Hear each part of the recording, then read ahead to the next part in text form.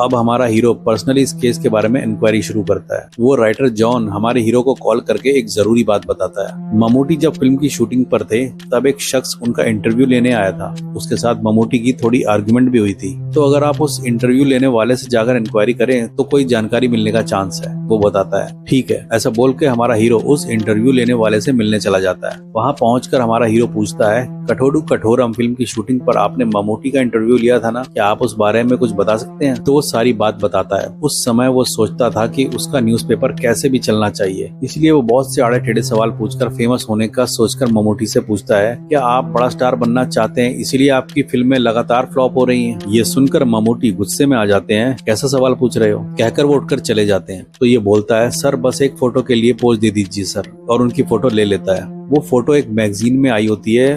उसे ये बुजुर्ग अब हमारे हीरो को दिखाता है। हमारा हीरो नोट करता है कि उस फोटो में सिर्फ रेखा ही नहीं बल्कि कोई और भी नन के गेटअप में है। अब जिस बैकग्राउंड आर्टिस्ट से हमारे हीरो ने पहले भी इंक्वायरी की थी उसे कॉल करके इस नन के गेटअप वाली लड़की के बारे में पूछता है। तब वो कहती है, सर ये शूटिंग पर आने वाली लड़की नहीं है, क्योंकि उस स्पॉट पर जितने लोग थे मैं सबको जानती हूँ, मैंने इन्हें उस स्पॉट पर कभी नहीं देखा। तो अब हमारा हीरो वो कौन है ये जानना चाहता है और उनके बारे में इंक्वायरी शुरू करता है। तब उसे पता चलता है कि उन्होंने गेटअप नहीं पहना था बल्कि वो एक असली नन थी। उनका नाम स्टेफी होता है और वो अभी भी जिंदा है।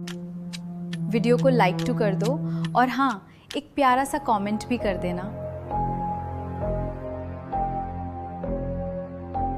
तो अब हमारा हीरो स्टेफी से इंक्वायरी करने जाता है। वो स्टेफी को वो फोटो दिखाकर पूछता है, इसमें जो है वो आप ही है ना? तो वो कहती है, हाँ मैं ही हूँ। तो आपके पास जो रेखा नाम की लड़की खड़ी है उसके बारे में आप क्या जानती है, हमें बताइए। उसके पूछने पे वो बताना शुरू करती है। स्टेफनी को सिनेमा बहुत पसंद होता है और उसमें भी ममूटी उनके फेवरेट होते हैं। ममूटी की फिल्म की शूटिंग पास में ही हो रही होती है, ये जानकर वो बड़ी खुश होती है। एक दिन फिल्म की शूटिंग पर सुबह का खाना चल रहा होता है। रेखा भी वहाँ सबके साथ बैठकर खाना खा रही होती है। तभी कहीं से आवाज आती है, ममूटी सर आ गए। ये सुनकर सभी लड़कियां अपने चहेते हीरो को देखने के लिए तेजी से भागती हैं। उस वक्त रेखा ने जो नन की ड्रेस पहनी होती है वो ड्रेस फट जाती है। तो वो अपनी फटी हुई ड्रेस सिलवाने के लिए यूनिट के टेलर के पास जाती है। वो टेलर ये कह के मना कर देता है कि उसके पास बहुत काम है। जब रेखा को कुछ नहीं सूझता तो पास ही एक चर्च होता है। रेखा वहाँ जाती है मदद के लिए। वहाँ जाकर वो स्टेफी से मिलती है। वो उनसे कहती है, क्या मुझे नन की ड्रेस मिल सकती है? तो स्टेफी बोलती है, हाँ मैं तुम्हें एक जरूर नया ड्रेस दूंगी, पर क्या तुम मुझे ममूटी सर से मिलवाओगी? इस पर रेखा कहती है, जरूर, मैं उनसे तुम्हारा इंट्रो जरूर करवाऊंगी और ऑटोग्राफ भी दिलवाऊंगी। रेखा ऐसे जाहिर करती है जैसे वो ममूटी सर की खास है।